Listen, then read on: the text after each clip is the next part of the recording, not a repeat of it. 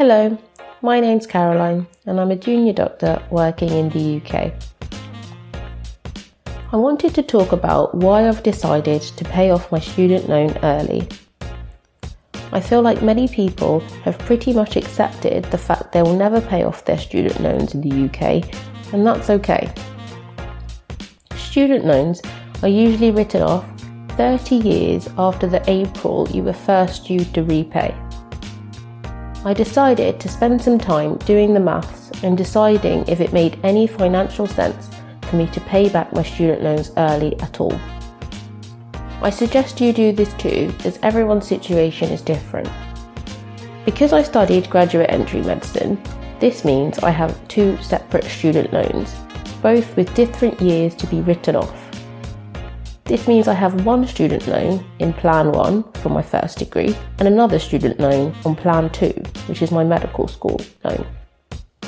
Plan 1 is any student loan taken out by an English or Welsh student who started an undergraduate degree in the UK before the 1st of September 2012. You begin to pay it back after a certain threshold, which is currently just over £19,000. And 9% of your salary will be paid back over this threshold. Plan 2 is a student loan taken out by any English or Welsh student who started an undergraduate degree in the UK after the 1st of September 2012. The threshold is just over £27,000, although it changes every April. 9% of your salary will be paid back over this threshold. As it stands, my current Plan 1 debt is £35,506 and my Plan 2 debt is £50,524.92, giving me a total student loan debt as of September 2021 of £86,030.92. The interest on the Plan 1 loan is charged at either the retail price index, RPI, or the Bank of England base rate plus 1%, whichever is lower. Currently, the interest rate is 1.1%.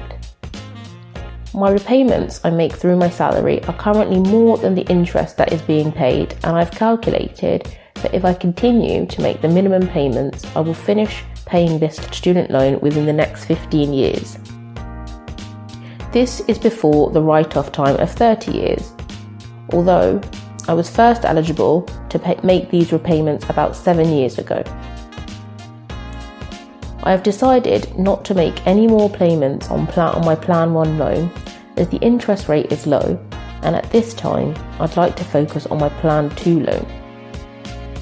This is because the interest on the Plan 2 loan is a little more complicated and it rises with the amount that you earn. The interest on this Plan 2 loan is insane. It starts accumulating at 4.2% from the moment you take out the loan, which is not something that it was explained to me when I went to university.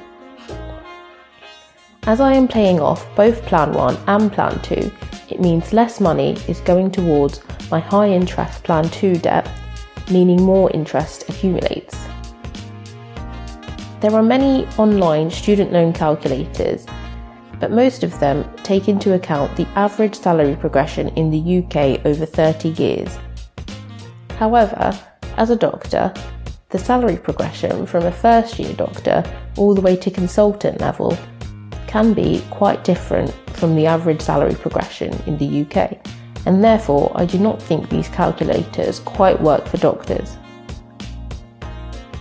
The BMA has a clear table detailing the base salary for doctors and consultants, so I plugged these figures into a spreadsheet as a rough estimate of what my salary might look like over the next 30 years.